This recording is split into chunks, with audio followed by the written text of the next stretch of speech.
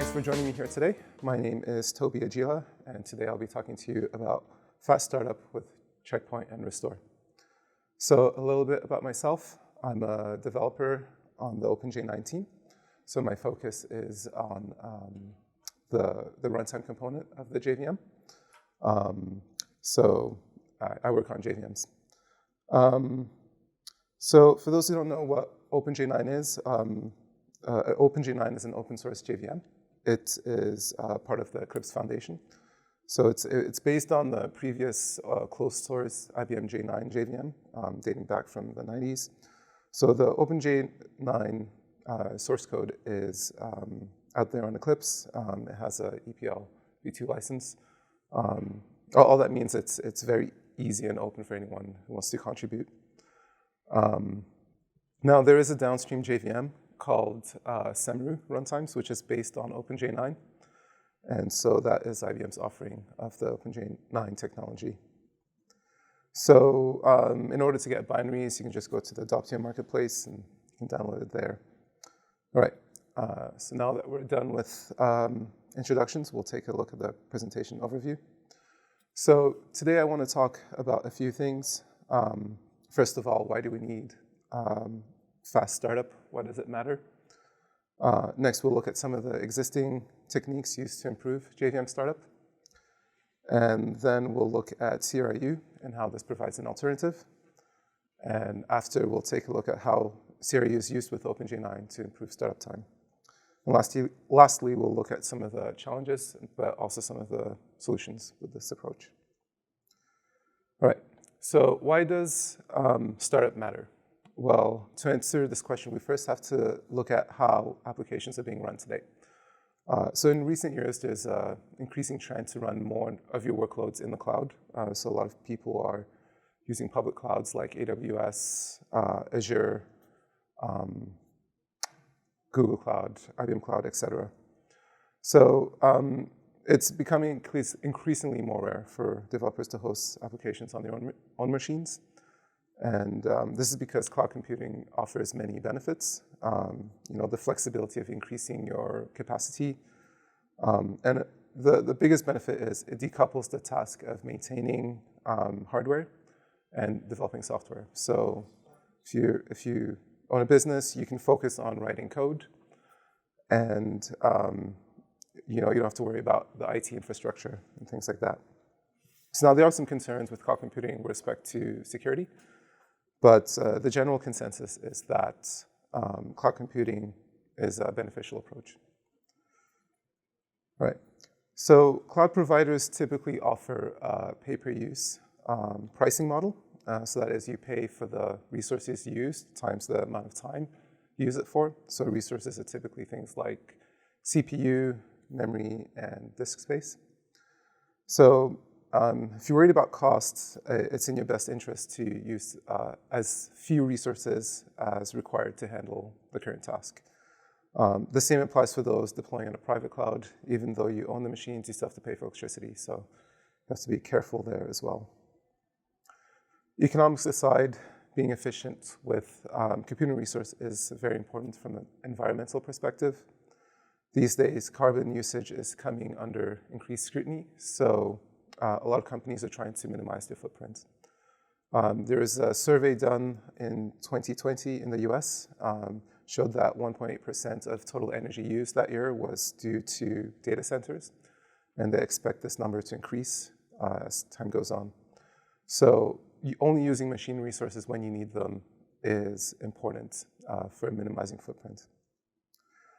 So for most cloud applications, demand isn't constant. It varies over time. There's certain days or weeks, times of the year where the demand is higher.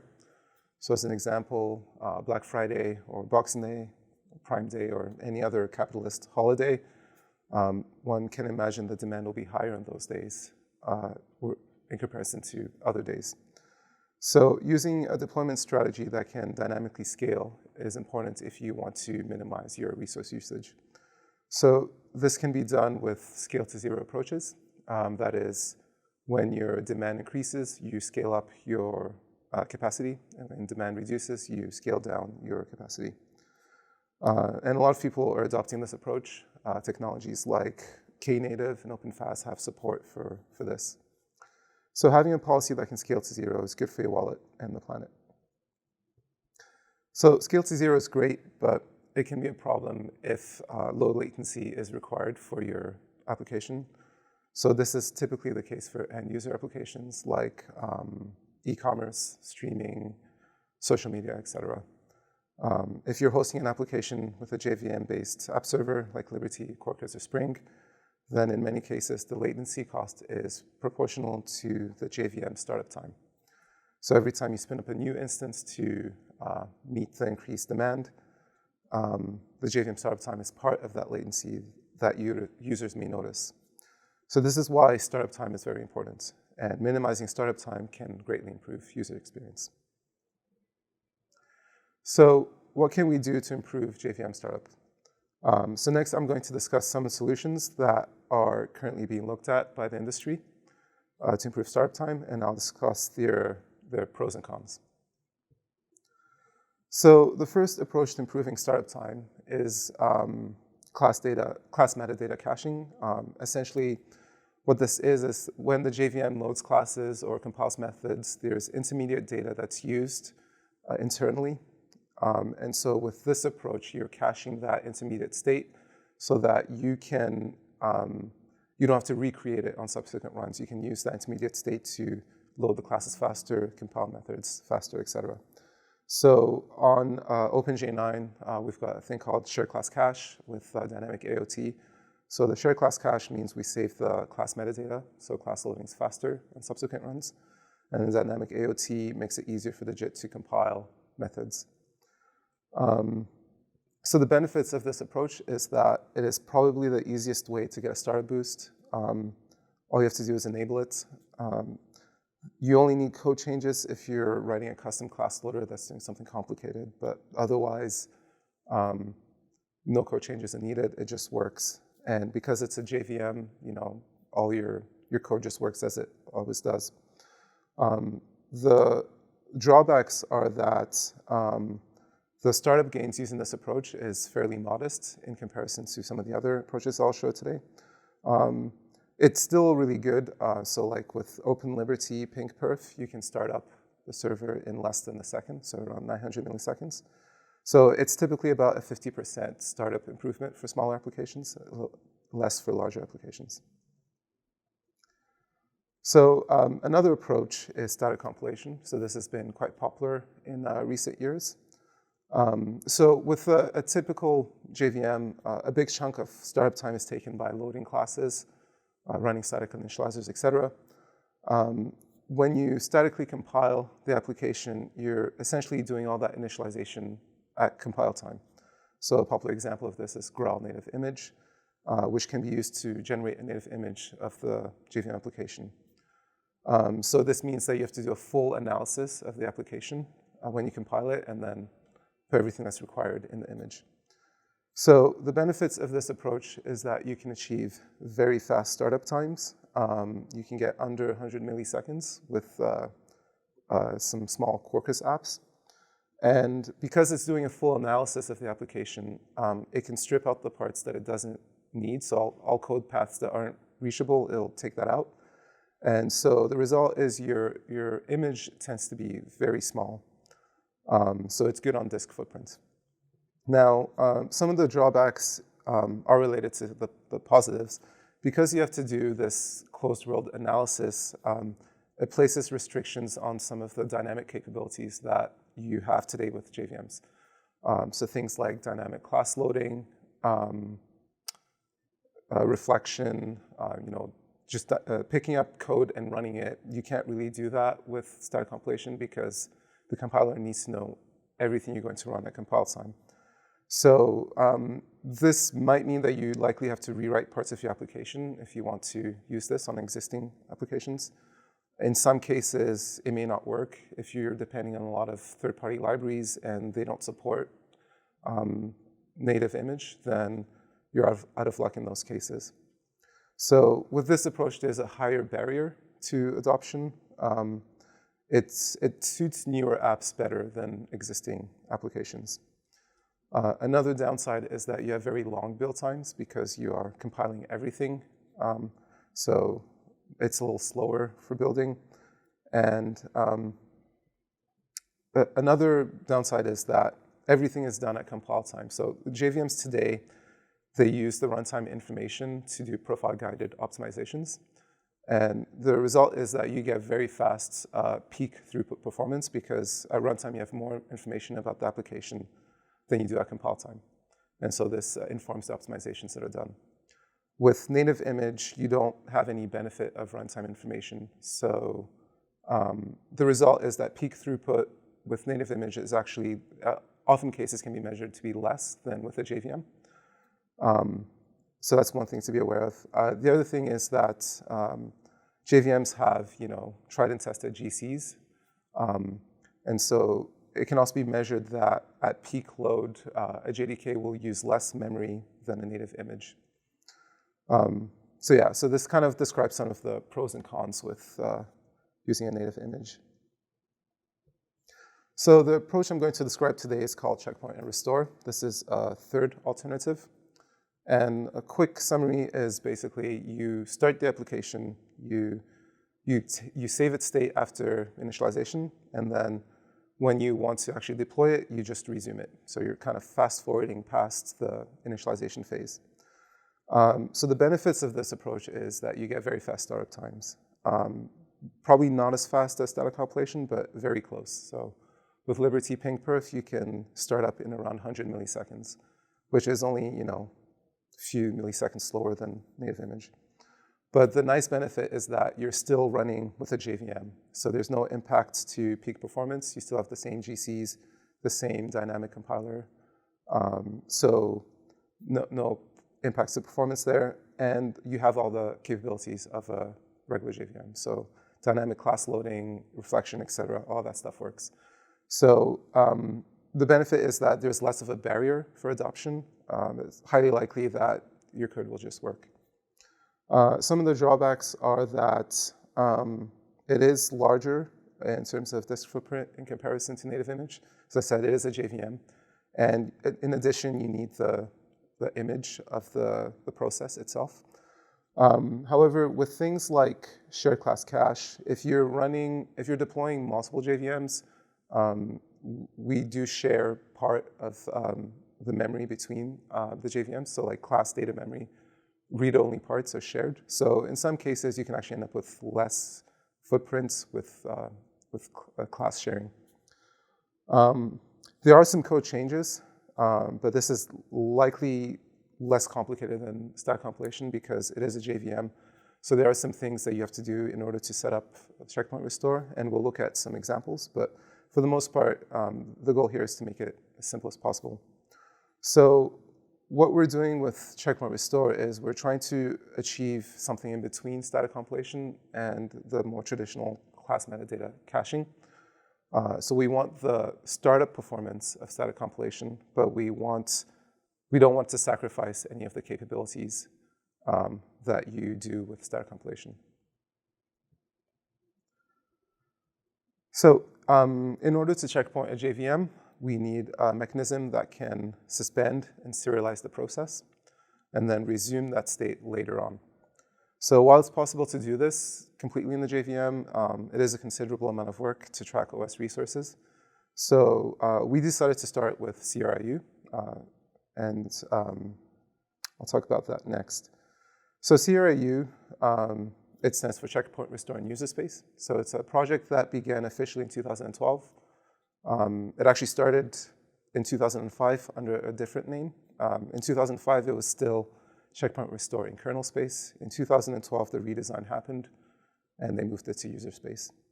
So it's a utility that can take a running container or an individual application and checkpoint its state, and then restore it on the same machine or on a different machine.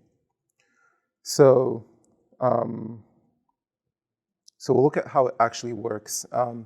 So an application can use many OS resources: files, memory, shared or private, physical, virtual. It can interact with C groups and namespaces. So at checkpoint time, CRU queries the kernel for all the OS resources that it's used in order to determine the state of the application. So all the memory pages, file handles, CPU, registers, etc. So it uses system calls like ptrace to inspect the process and observe it. And then once it has all the information, it writes the state out to file.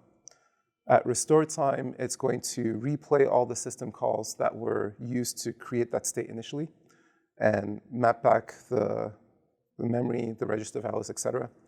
And that's basically how it restores the application. Now, this is a big simplification, but it's kind of like the high-level idea of how CRU works. So CRU was initially intended for live migration, so moving an app or container from one machine to another. But there are other use cases as well. So we're interested in application startup boost. On top of that, periodic snapshotting is also an interesting use case.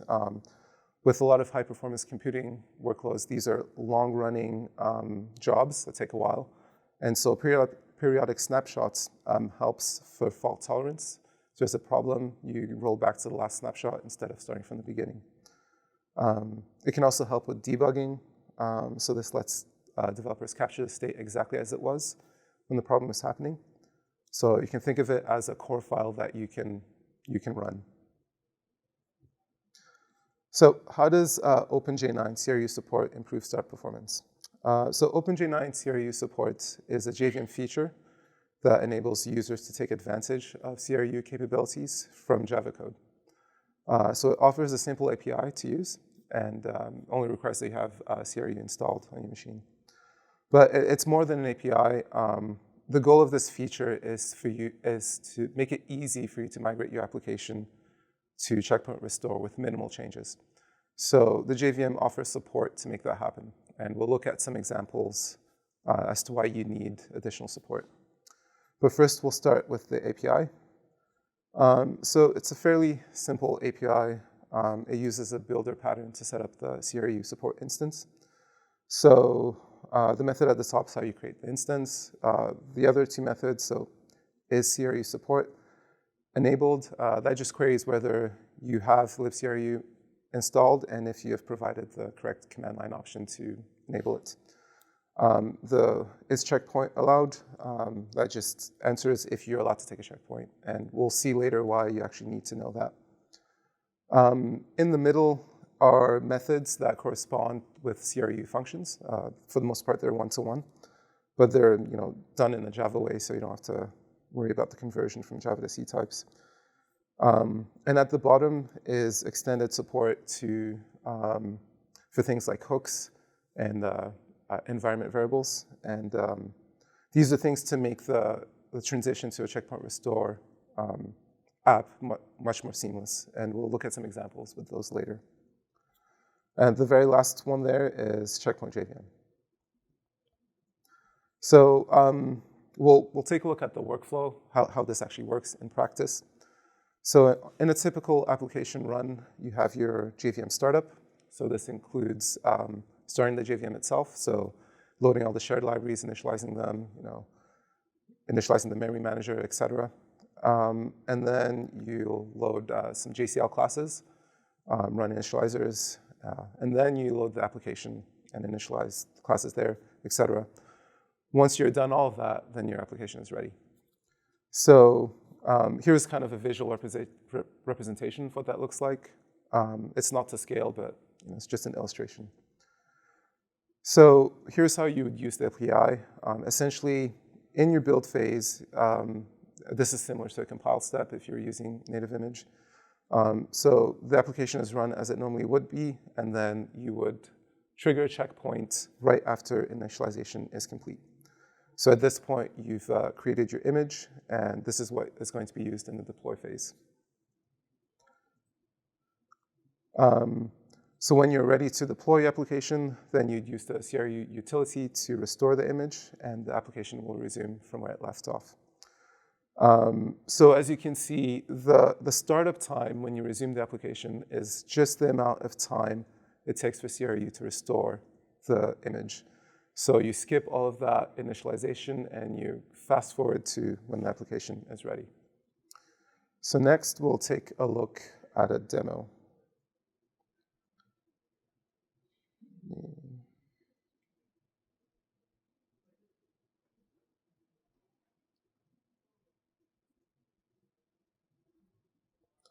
Okay.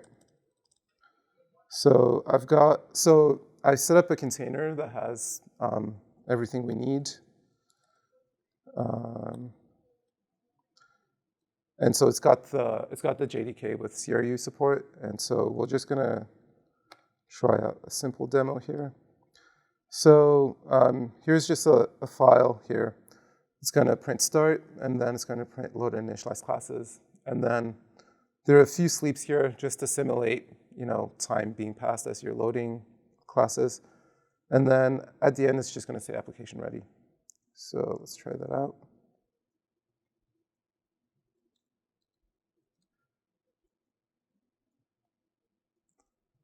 All right. And we'll time how long it takes.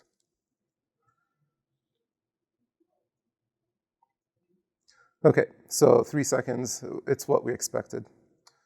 So now we're going to do it with checkpoint and restore. So I've got this helper method here. Oops.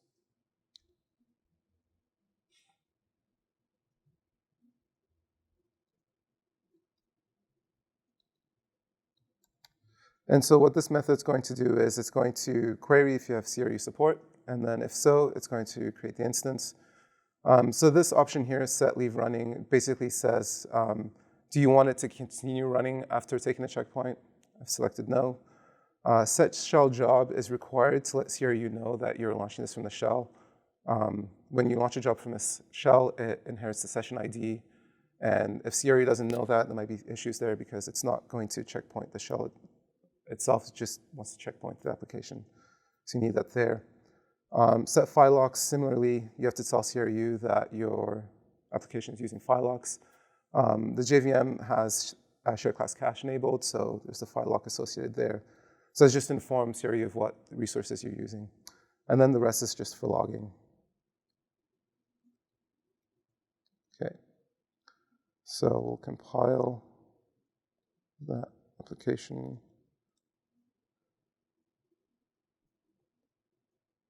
And then we'll make the directory to put the checkpoint data.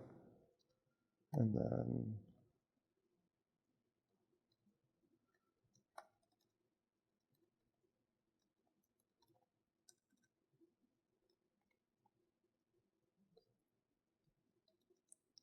okay, and so we need to specify the enable CRU support argument, so we turn on the capabilities. And then we'll do the checkpoint run.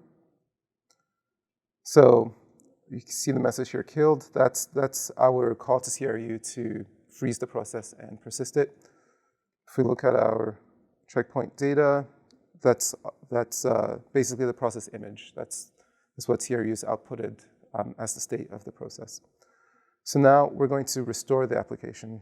And I always forget the command, so I have it here so I can look at it again.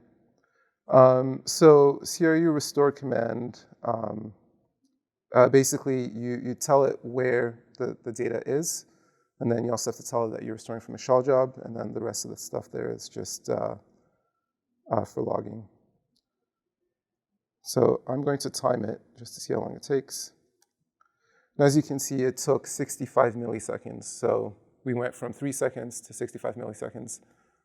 It's a super contrived demo, but you can kind of get the idea that you can skip a lot of initialization time by using checkpoint and restore.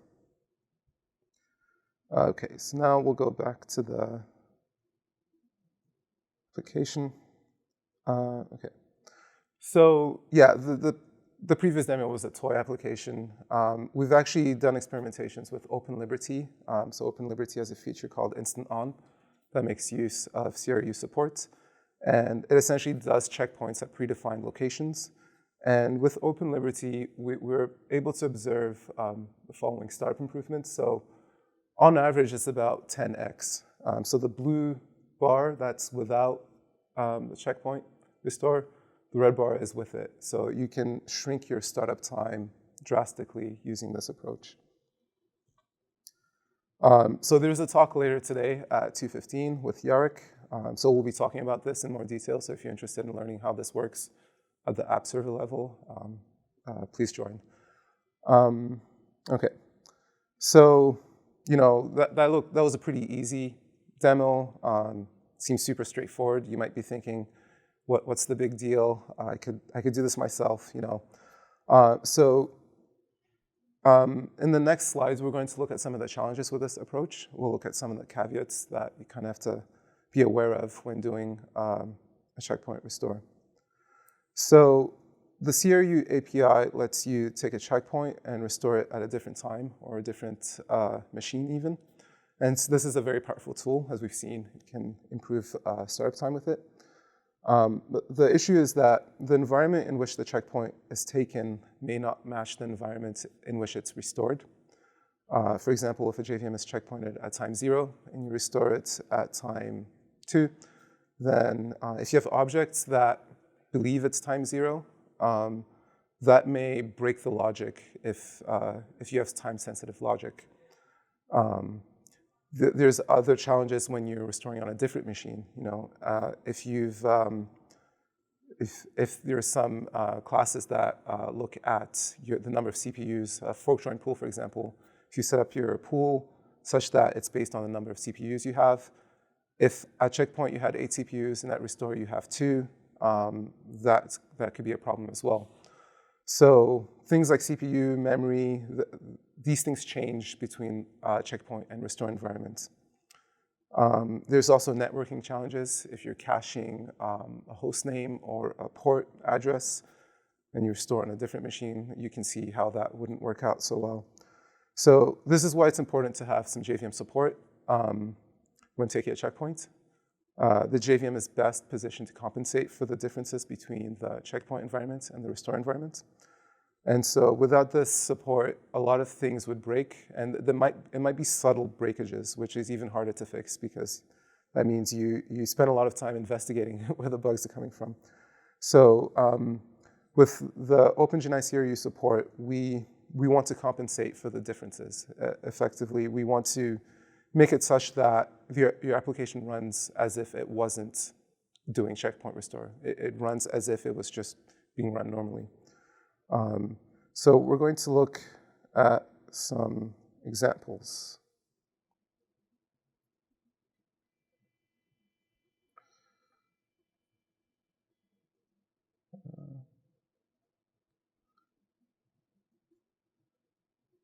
Okay, so here's an example with elapsed time.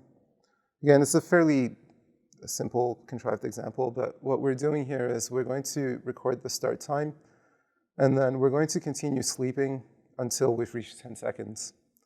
And then we'll print the number of times we slept, which should be 10, and that's pretty much it. So we'll try that out.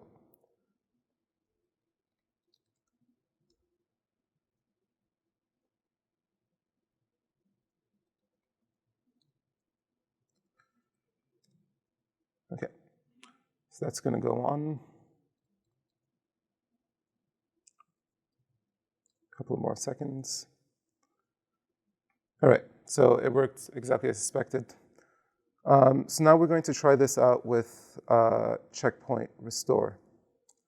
So we're going to take a checkpoint halfway. So after 5 seconds, we're going to checkpoint the JVM, and then we're going to restore it.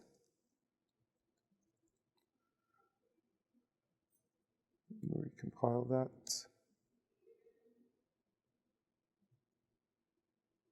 Okay, so let me just clean. So what I'm going to do is I'm first going to restore it with an older JDK. This is one that doesn't have, it barely has any compensation support. And so we're going to take a look at what it would look like if all you did was just checkpointed and restored it.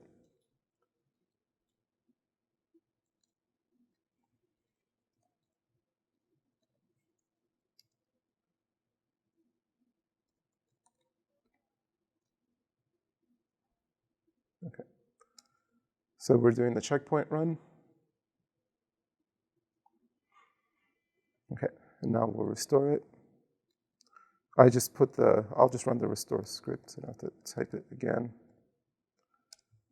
Okay, so we got 5 sleeps instead of 10. So let's take a look at why this might be the case. So if you look at the application, we're recording the start time, and then halfway through, we're sleeping. We're using system nanotime here, which is going to use the CPU clock. So when we take the checkpoint, the CPU clock doesn't stop. It keeps going.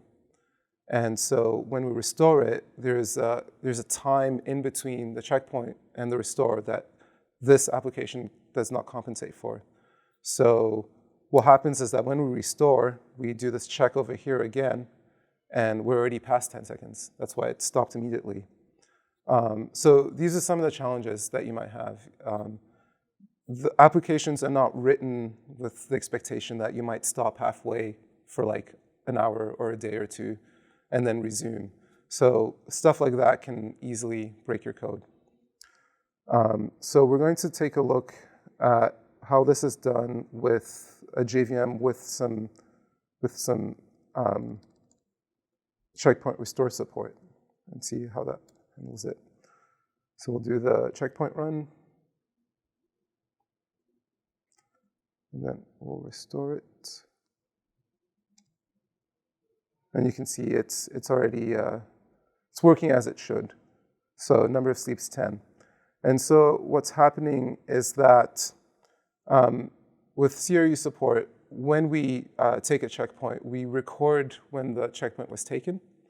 And when we restore, we also record when the restore happened. So we can compensate for that time difference in between the checkpoint and the restore.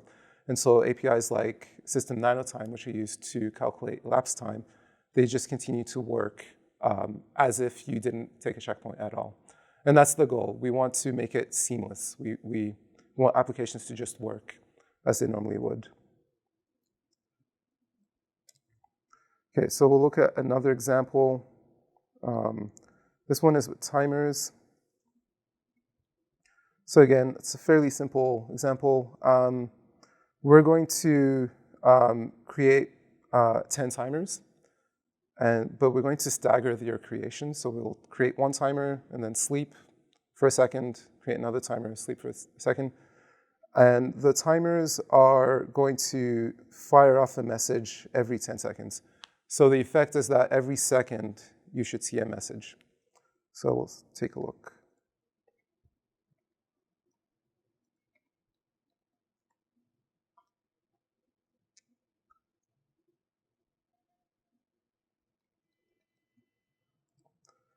Okay, so yeah, every second we're seeing a message, and it should repeat after 10. So this is the first one. Yeah, we've seen it repeat now, and it should just go on forever every second. So what we'll do now is we'll take a checkpoint after we've created the timers, and then we'll restore it.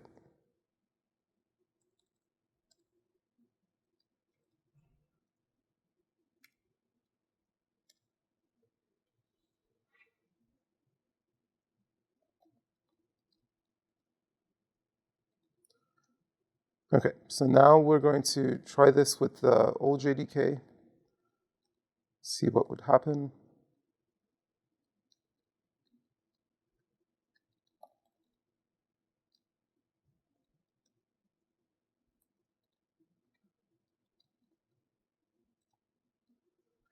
Okay, so it's first going to create the timers, then it's going to checkpoint.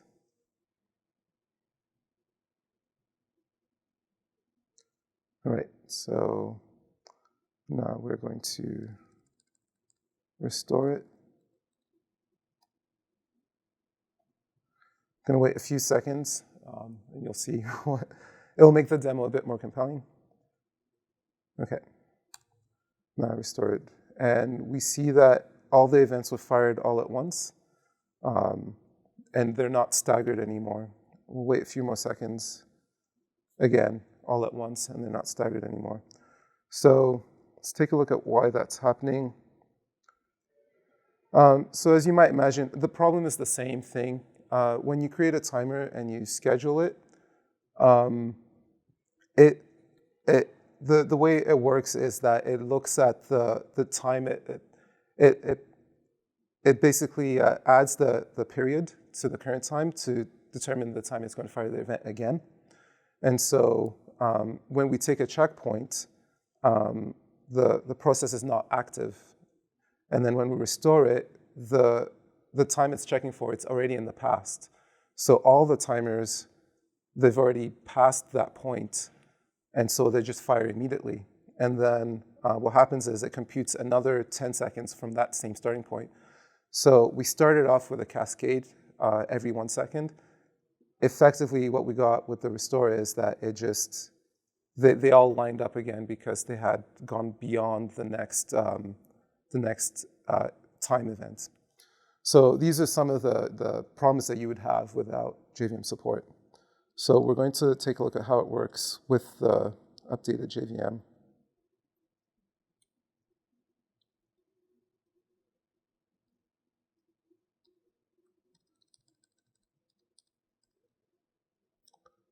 Okay, so we'll just build those again.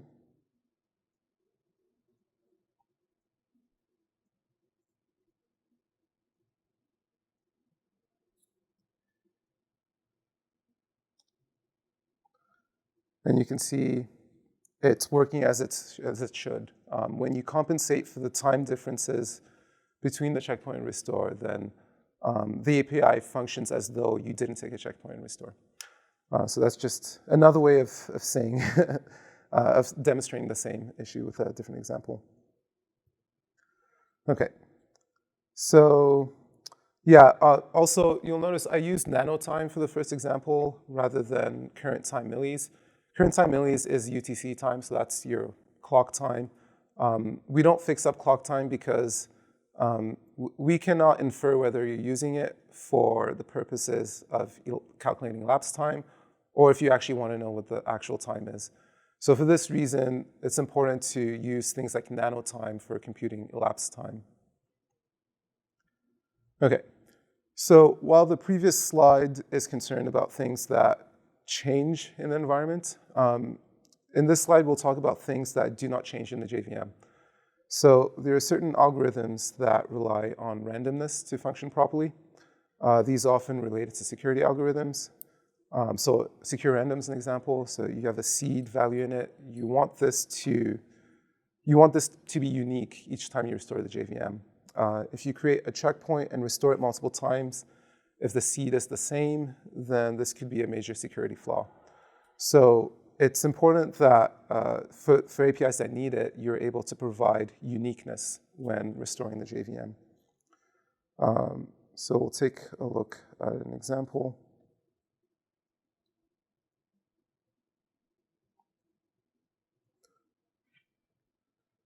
Okay.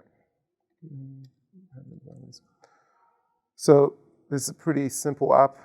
So we're going to make a random instance, and then we're just going to print out a few random numbers.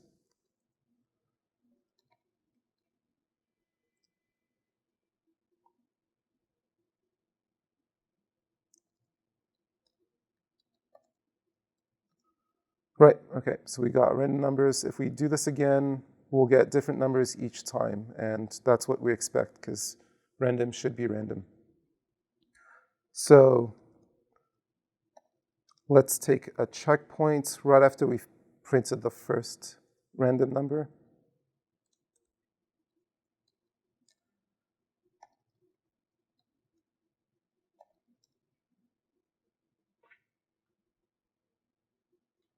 And again, we'll start with the old JDK, just see what it would look like.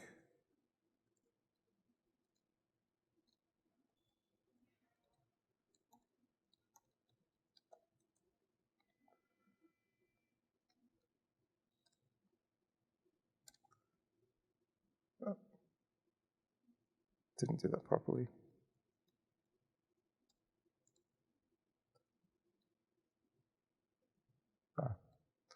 Yes, it's a plus to enable.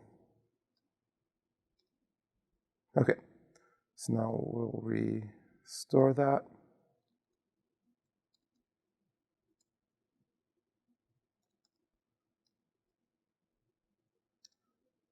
Okay, so now we've restored it, and we've got to set numbers. If we restore it again, we'll see that the numbers are exactly the same. And that's because the seed value is baked into the JVM state. So if you were to take this particular image, restore it on different machines n times, you'd get the exact same seed value. That could be a security flaw. So with CRU support, we can compensate for those things. And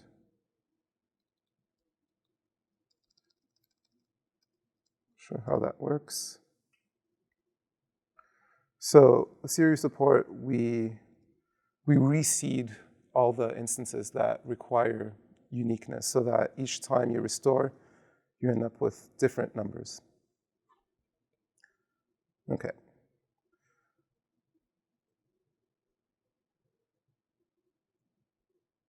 All right. So the problems, I hope by this point I've kind of motivated the need for some JVM support to compensate for environment differences. And so the approach with CRU support is we want to do as much of this as we can. We want to provide guarantees at the JDK level for this kind of support so that the APIs you use, you can trust that they will work properly. So the way this works internally is we have a hooking mechanism in the JVM. Essentially, these are routines that run before checkpoint and after restore. So before checkpointing the application, when you trigger a checkpoint with the API, the JVM will halt all the application threads, and the thread that requested the checkpoint essentially becomes the only thread.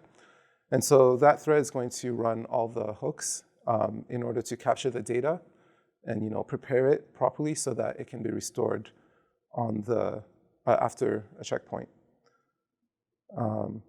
So on the restore side, there's still going to be that one thread only because all the other ones are halted.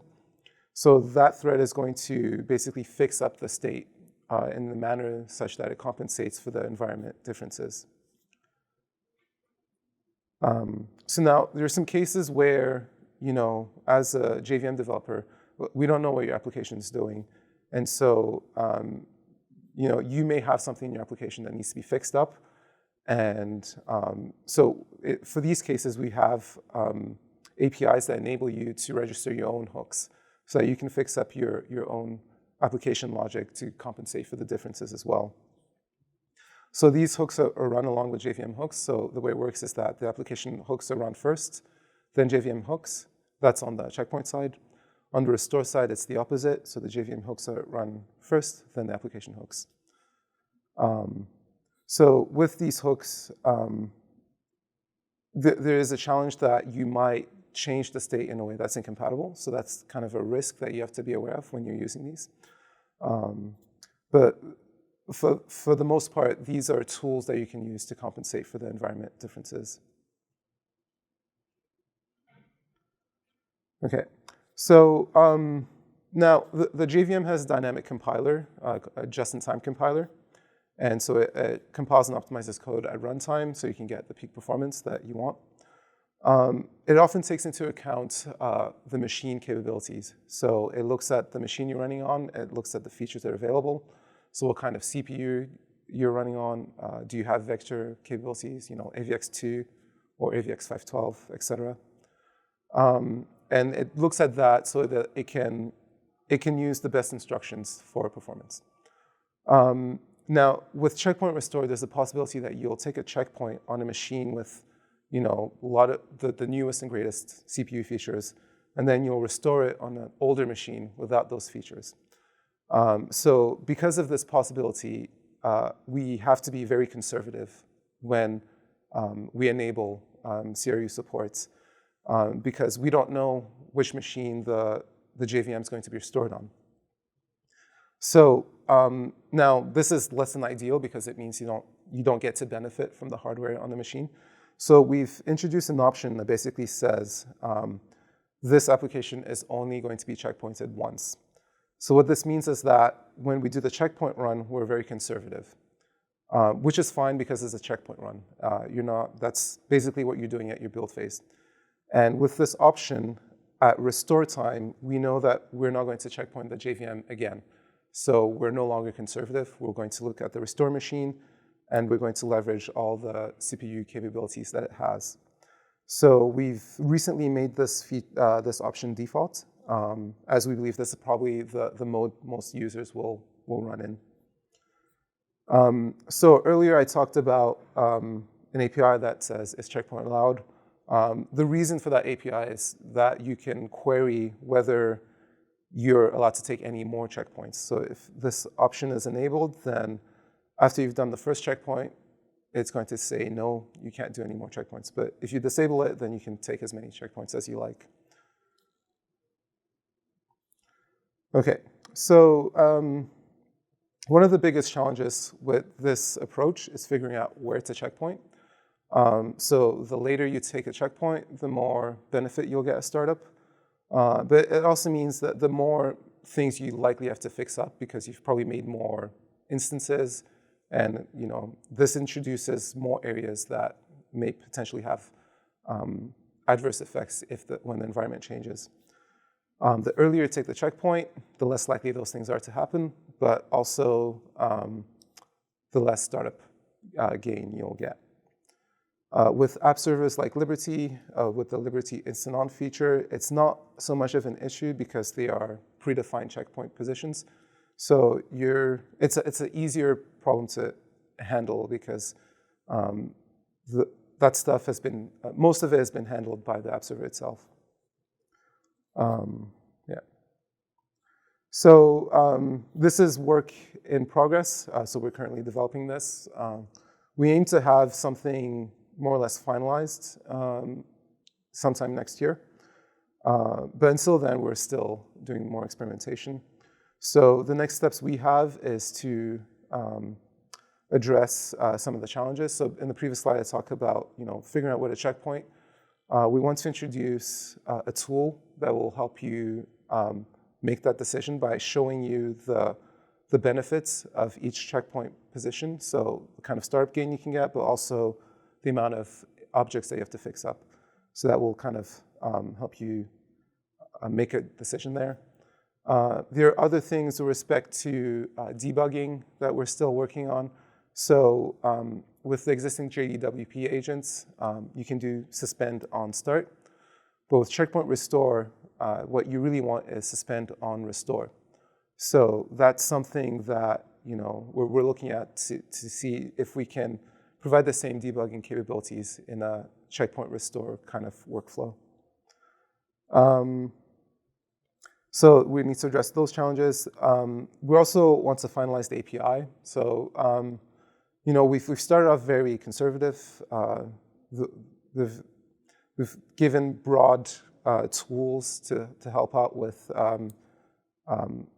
hooks. We may decide that users need more help, and we'll provide more fine-grained tools that make it a little more seamless. So those are things we're looking at. Currently, we've tested this with Liberty. So the Liberty Instant On feature makes use of this, but we would like to test it with other big apps to see how it works there. And yeah, those are the main things that we're looking forward in the future. So yeah, this kind of concludes the talk. So I hope you've been able to see how checkpoint restore works with JVM.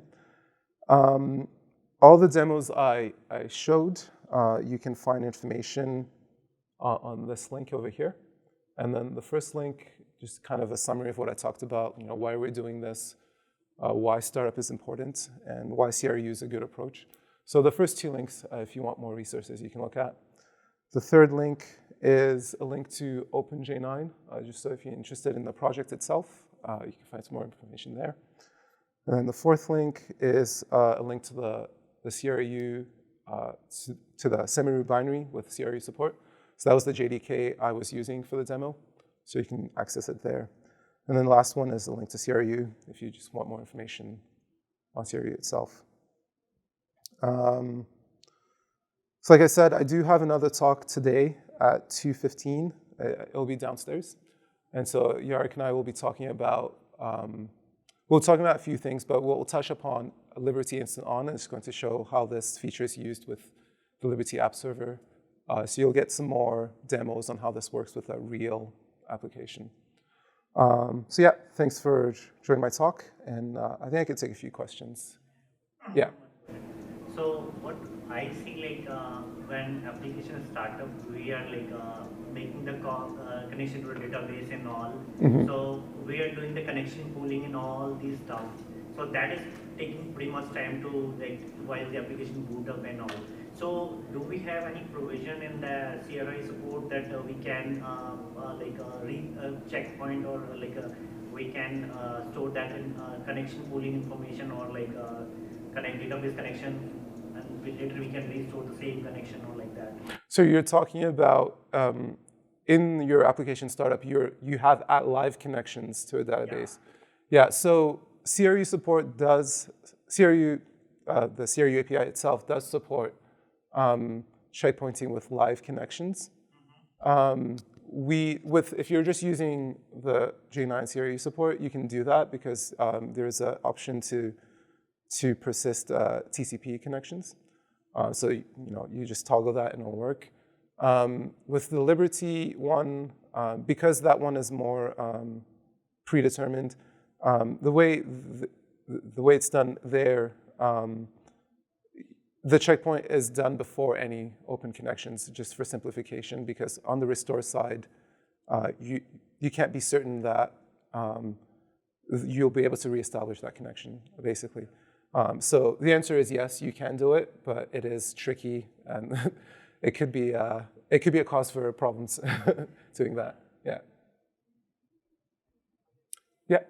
So whenever we take a checkpoint, right, create a checkpoint, it's always, and for a second time, will it override or will you use the incremental? Sorry, can you repeat that question? We create a checkpoint first. We run the application, we create the checkpoint, and it creates the image for it. Yeah. And when we run the second time checkpoint, will it create the incremental or will it create the new image? It creates a new image each time. Yeah. Yeah. Question? Yes, you said that you take care about like stuff like system nanoseconds. What about if I have objects that store, let's say, epoch seconds or epoch milliseconds, and I restore them?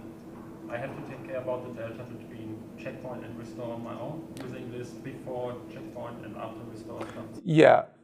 Yeah, the reason is that in those cases, we can't be certain why you did it. Yeah, and so to the developer to make yeah. You have time-dependent data, you have to Yeah. Yeah. So for some APIs where like timers, we know exactly how that works, we can compensate for that. For other things, we'll just provide you the tools to make the compensation. Yeah. Same goes, I guess, for open files and stuff. If I have open files somewhere and I create the checkpoint, I have to use the pre-checkpoint hook to close it and then reopen. Exactly. So, okay. Yeah. Yeah. Any other questions? All right. If not, thank you all for joining my talk, and I hope you guys have a great day. Thanks.